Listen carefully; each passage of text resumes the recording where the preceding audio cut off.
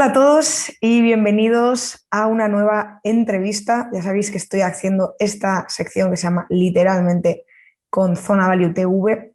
Podéis buscarles por internet, tienen un canal muy chulo sobre vídeos de economía e inversión y ahora también vais a poder encontrar estos vídeos que también estoy subiendo a mi canal. Estas entrevistas que estoy haciendo las estoy haciendo sobre libros que me parecen interesantes y que son relativamente recientes. Estoy haciendo libros que han sido publicados o en el 2020 o en 2021. Y como no, pues teníamos que hablar del vídeo en el que ha participado María Blanco. El vídeo se llama Hacienda Somos Todos Cariño. Perdón, he dicho vídeo, no, el libro se llama Hacienda Somos Todos Cariño. Lo presentaron, bueno, han presentado a la Rafael del Pino en UFM, habéis hecho habéis dado multitud de entrevistas a medios de comunicación. La verdad ha sido casi, ¿no?, como una gira de conciertos, pues ha sido una gira sobre vuestro libro. Y nada, vosotros los que me seguís, que estáis en cierta manera relacionados con el Juan de Mariana, conocéis a María Blanco, pero bueno, yo por si acaso, por si hay alguien que se pasa por aquí que no sabe todavía quién es, yo os lo cuento brevemente. María Blanco es economista y es una apasionada de la historia económica, sobre todo de las corrientes de pensamiento económico y de las ideas económicas y de todo su desarrollo a lo largo de la historia. Y entonces es profesora de ello en la Universidad CEU San Pablo. Y además está con temas de liderazgo y de, no sé si llamarlo como coaching para profesores, ¿no? como innovación docente. Sí, creo que se llama exactamente, por decirlo correctamente. Y nada, María, pues muchísimas gracias por estar aquí y vamos a hablar de tu libro, esta vez de verdad. Adelante, sí, es verdad, muchas gracias, Irune, te agradezco mucho la entrevista. Y es verdad que salió el 20 de enero y que llevamos un montón de entrevistas, lo presentamos en la Fundación Rafael del Pino y en Alamarro, aquí en Madrid, pero nos han hecho entrevistas desde muchos medios, en muchos sitios, en muchos entornos, y vamos a empezar ya en abril y mayo, lo vamos a presentar en Argentina con la Fundación Libertad, en Venezuela con CEDICE y lo presentamos ya en México para Caminos de Libertad con Berta Pantoja. Así que encantados estamos de la tournée. La verdad es que me alegro mucho, y si te parece entrando en la materia, una de las cosas que más me ha sorprendido del libro es que no es, yo no sé si decir, el típico libro de economía, ¿no? Digamos, con gráficas y números. En ese sentido, no es un estudio sobre los impuestos que se pagan en España, no es tampoco una comparación sobre si se pagan muchos o pocos con respecto a otros países, sino que es un libro, yo diría, y tú me corregirás si no es así, de narrativas, ¿no? Y entonces me gustaría preguntar por qué, ¿no? ¿Por qué hablar de Hacienda y de impuestos a través de narrativas y no a través de pues, toda la larga lista de datos que se pueden extraer sobre presión fiscal, recaudación o cualquier otro tema? Pues mira, porque el alma del libro ha sido Carlos Rodríguez Brown, que es, como todo el mundo sabe, mi maestro, y también fue profesor del otro autor, del otro coautor, que es Luis Daniel Ávila. Y Carlos es un apasionado, es una persona que podría decir, siempre lo digo y la gente se cree que es una broma, pero es la persona que me enseñó a leer y a escribir y siempre me ha hecho estar muy pendiente del cómo se expresan las cosas, cómo se expresan las ideas, no solamente escribiendo o hablando, sino también cómo es que los demás escriben, que hace que nosotros las recibamos de una manera o de otra. Él tenía un seminario de retórica de la economía, muy en la línea de Deirdre McCloskey, y yo tengo esa pasión también, ¿no? Me encanta poner a disposición de todo el mundo las ideas que son complejas y que a lo mejor yo sí entiendo en mi cabeza, y el esfuerzo es de bajarlas y hacer que todo el mundo las entienda. Y cuando Carlos me propuso este libro, realmente mi dificultad ha sido sobre todo no pasarme al lado económico, es decir, yo todo el tiempo me tenía que estar diciendo: no queremos estadísticas sobre si esos impuestos los han gastado bien o mal. No queremos saber si las campañas vinieron seguidas de un aumento de la recaudación o de una disminución. No queremos saber si resultó que el fraude se redujo o no se redujo. No vamos a hacer un estudio económico, vamos a estudiar el relato, vamos a estudiar el storytelling, cuáles son las ideas que nos inoculan y cómo lo hacen, ¿no? Esa es la razón. Y una de las primeras cosas que nos encontramos en el libro, concretamente en el primer capítulo, es el texto, la transcripción de los primeros anuncios de Hacienda, todavía en la dictadura franquista.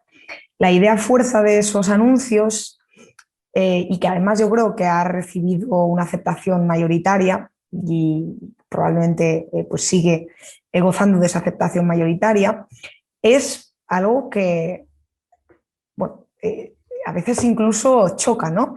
Que es el hecho de que Hacienda somos todos, ¿no? Entonces, me gustaría saber si de verdad Hacienda somos todos y qué peligros crees que entraña esa idea de que Hacienda somos todos y por qué la hemos aceptado casi sin cuestionarla. Pues mira, fíjate, es curioso porque durante la dictadura realmente yo creo que a Franco no le hacía falta hacerse mucha promoción, o sea, venía con la promoción ya de serie, era un dictador, con lo cual, pero también es verdad que siempre se saca este tema, que había muy poco gasto público, el sistema impositivo no estaba muy modernizado, luego tuvo que venir Fuentes Quintana a modernizarlo con la transición y la democracia, pero es que, claro, por supuesto que gastaba muy poco. Teníamos precios controlados, salarios controlados y no teníamos 17 estados de las autonomías, sino que todo estaba centralizado. Con lo cual, la cobertura era muy amplia, pero de baja calidad, es decir, la educación pública no era la mejor. Sí es verdad que teníamos la formación profesional y que Franco quería que todo el mundo fuera a la universidad, que todo el mundo tuviera, asómbrate, una vivienda digna, y entonces fue el de la seguridad social, el que hizo viviendas de protección oficial, es decir, todo ese despliegue, ¿no? Con lo cual tampoco tenía que hacer mucho esfuerzo. La idea de Hacienda somos todos es una idea bastante, no choca nada, viniendo de un régimen muy nacionalista, centralista, que realmente pues éramos todos, pero no muy voluntariamente, no muy voluntariamente, porque al mando teníamos un militar, ¿no?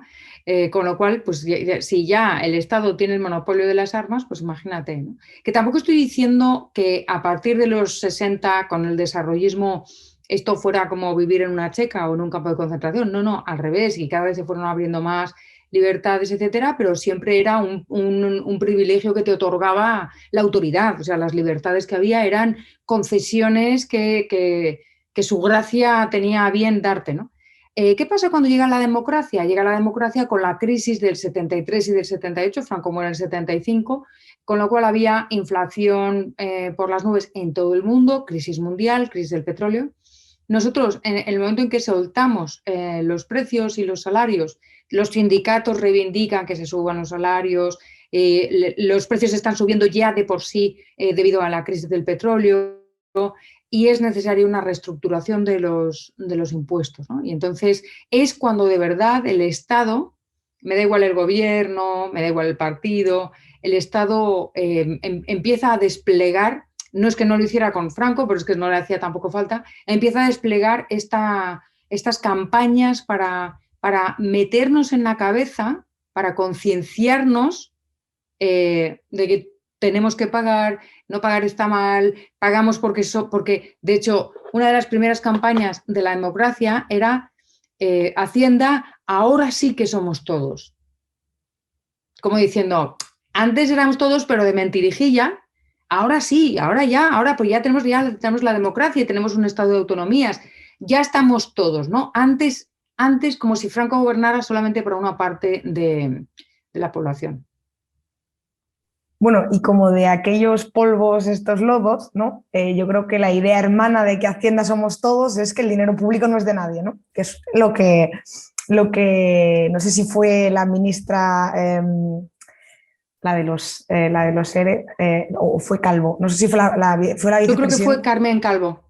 Fue la vicepresidenta, ¿no? La que dijo el dinero público no es de nadie. Entonces me gustaría también que nos comentases qué relación, ¿no?, ves en esas dos cosas, cómo reacciona la ciudadanía ante ese tipo de declaraciones, ¿no? Y y en qué medida nos tiene que sorprender o no que la ciudadanía reaccione como reacciona.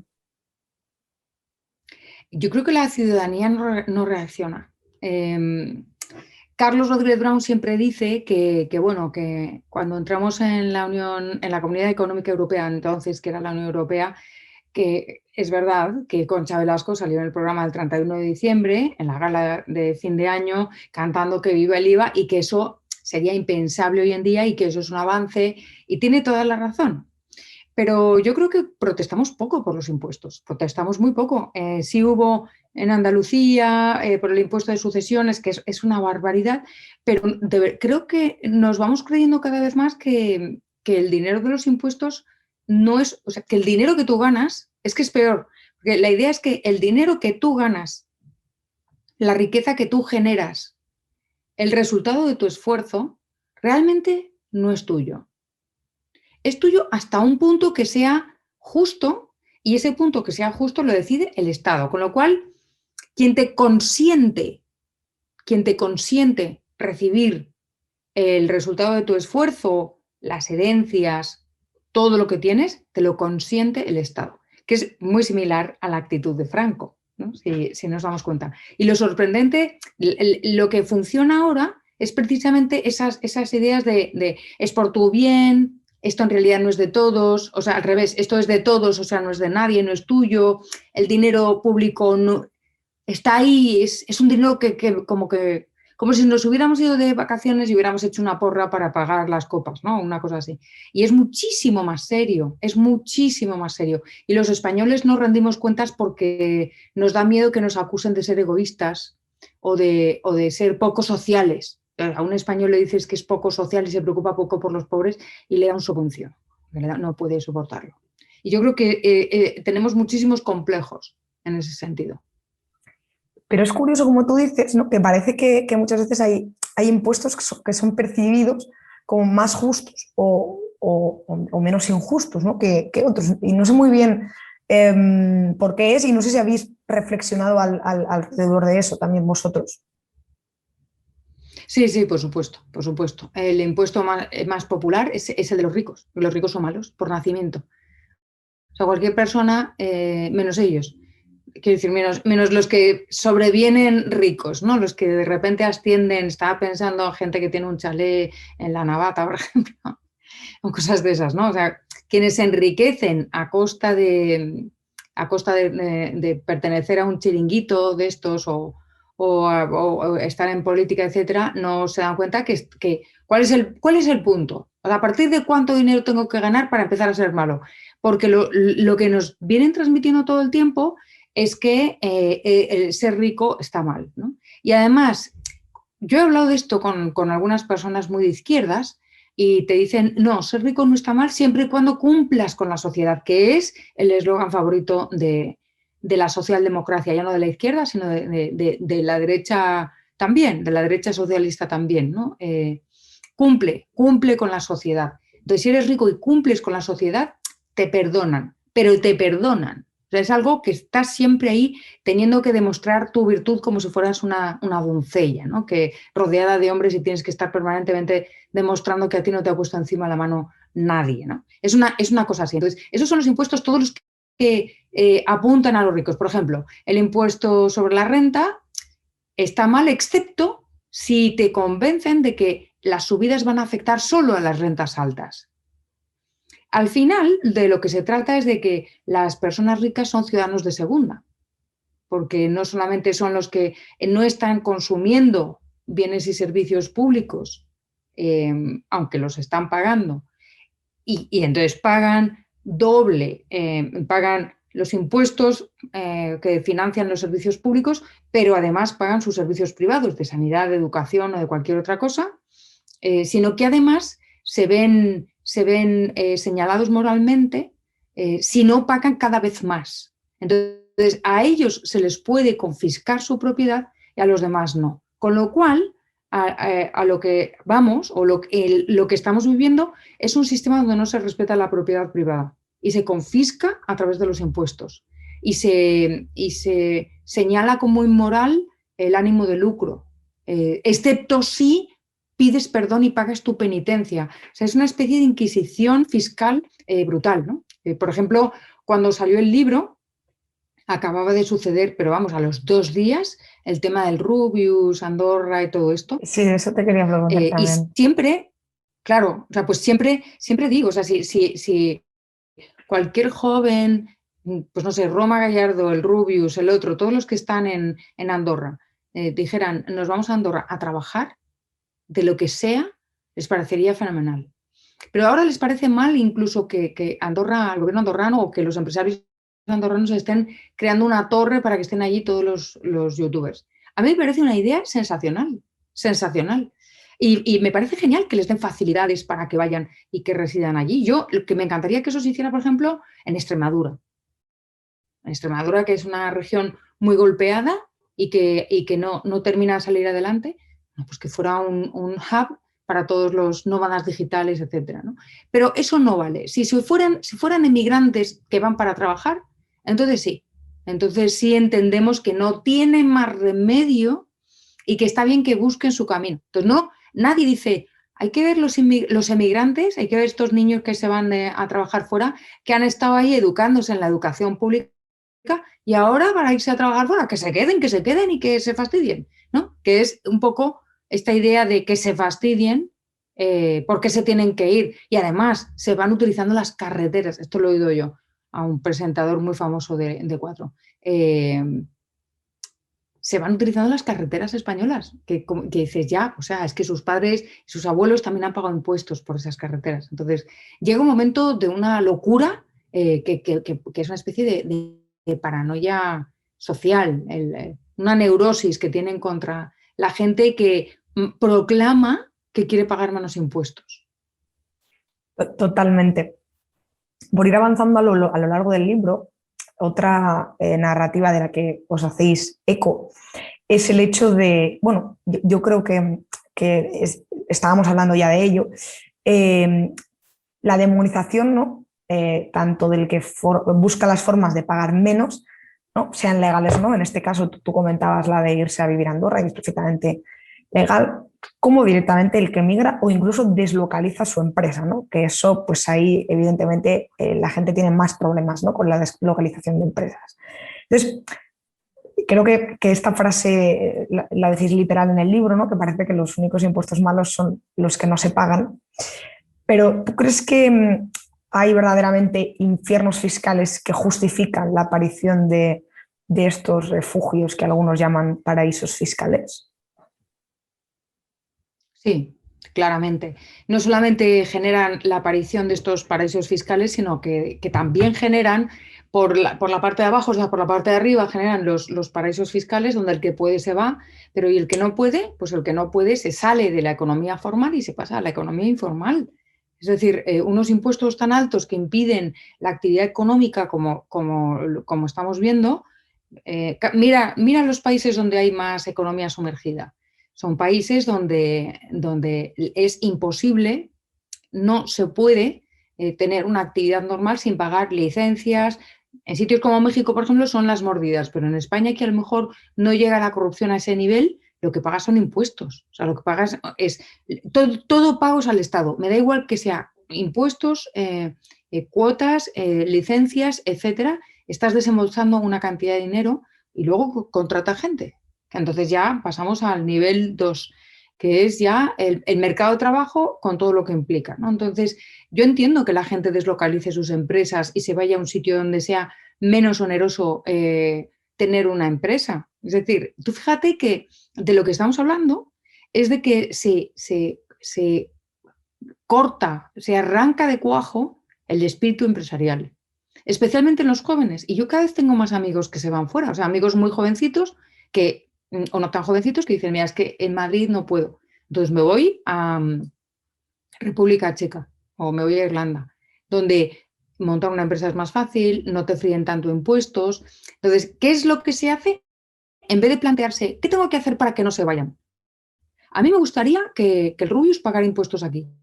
¿Qué tendría que hacer? ¿Cómo le facilito la vida? ¿Cómo facilito que haya empresarios jóvenes que saquen adelante empresas que son los futuros puestos de trabajo, que están generando puestos de trabajo, que si la empresa arranca y sale bien, vas a un puesto de trabajo que va a dar, que va a dar de comer a una familia, ¿no? Y cuantos más puestos de trabajo se generen, mejor.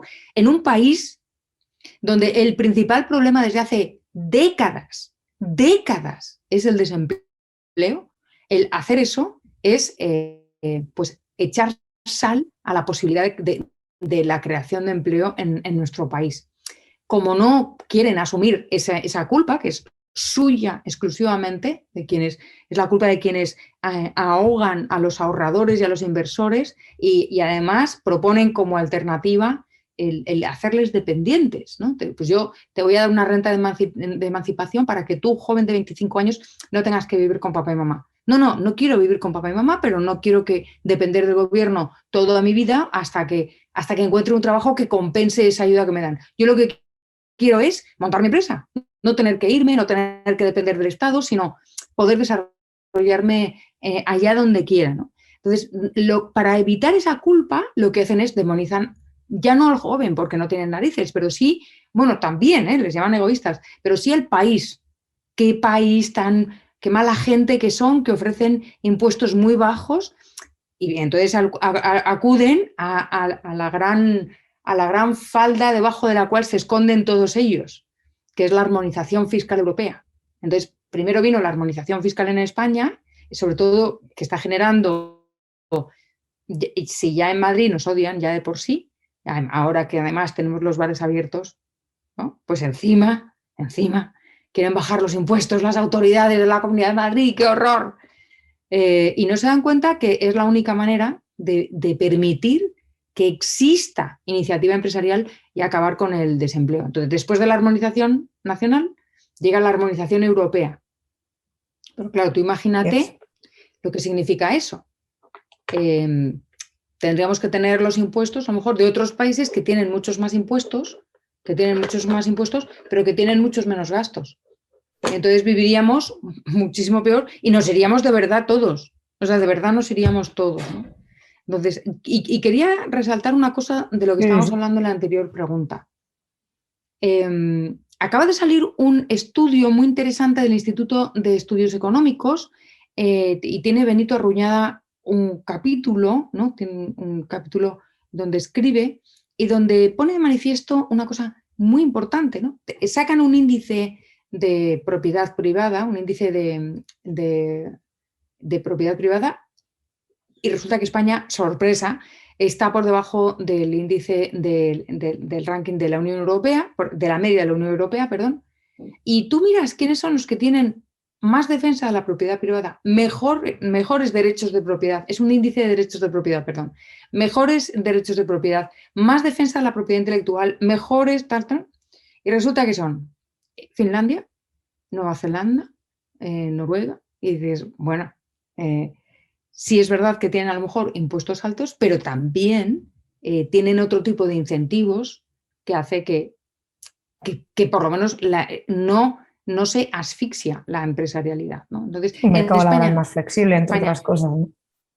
Exactamente, un mercado de trabajo más flexible. En España tenemos mercado de trabajo esclerotizado, un esfuerzo fiscal, no la presión, pero sí el esfuerzo fiscal alto, un desbarajuste de gastos espectacular, pero un desbarajuste de gastos que en plena pandemia se le den 15 millones a las televisiones y los sanitarios vayan con bolsas de basura. O sea, este tipo de cosas que dices no puede estar pasando y no puede ser que se vayan de rositas. Y se van de rositas.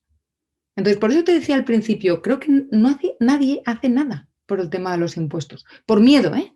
Miedo a que te llamen, miedo a que te crucifiquen, como están crucificando pues, a Ayuso y a todo aquel que dice que hay que bajar impuestos, ¿no? Pero fíjate, si te parece, para terminar, nos quedamos sin tiempo, recogiendo algo que has venido diciendo durante toda la entrevista, ¿no? Que al principio lo has ejemplificado con la cuestión esta de Concha Velasco y el IVA.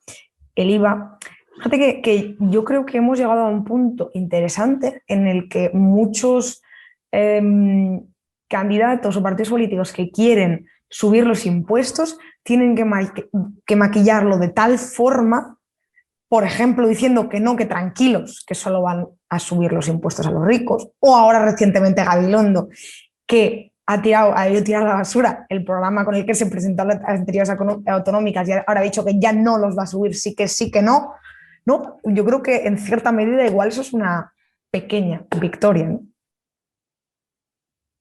Es posible, ojalá. O sea, yo no me fío de ningún político, incluida Ayuso. O sea, no me fío de ninguno de ellos, ¿sabes? O sea, Ayuso creo que lo está haciendo porque le da votos. Y a lo mejor se lo cree, pero vamos, que es que no me fío de ella tampoco.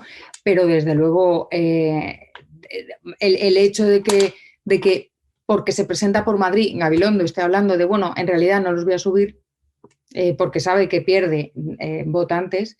Eso a lo mejor en otros sitios de España tampoco sucede, pero bueno, yo recuerdo la bronca entre gobierno de la nación y gobierno de determinadas comunidades autónomas que pretenden bajar los impuestos para sus empresarios, para sus ciudadanos, y la amenaza de medidas de presión y de saltarse la ley por parte del gobierno de la nación para obligar a entrar por el aro y crear unas campañas en Twitter y en todas las redes sociales acusando y periodistas que son estómagos agradecidos en las tertulias diciendo qué horror, la Comunidad de Madrid, egoístas, no puede consentirse. Ese tipo de lenguaje tan agresivo a costa de unos impuestos que dices, bueno, pues es que tú pagas más, qué lástima. Bien, vente a Madrid, Madrid todo el mundo es bienvenido. Y no, la idea es todos tenemos que sufrir igual. Entonces, fíjate que entre otras cosas lo que se hace es venerar el egoísmo y la envidia, que está en la base de todo esto. Pero ojalá que tengas tu razón y sea un puntito de esperanza. Ojalá, porque si no, mientras tanto, varía a cientos somos todos. Claro que sí, cariño. Pues nada, yo recomiendo a todo el mundo que nos vaya a ver, que le echen un ojo al libro, que hay que leer. Yo con esta serie de vídeos, y un poco mi idea es intentar reivindicar algo que sobre todo creo que en mi generación se ha perdido, que es el afán de leer, y sobre todo si son, yo no me meto con los que leen novelas, que también me parece muy bien, pero yo creo que leer de cosas que no solo son novelas, ¿no? Que son cosas que nos hacen reflexionar, es importante para generar pues, espíritu crítico, ideas propias y bueno, y al fin y al cabo también para debatir los fines de semana tomándote una caña con los amigos. O sea que yo animo a todo el mundo a que lea más y a que lea vuestro libro. Muchísimas gracias, María. Gracias, Irune.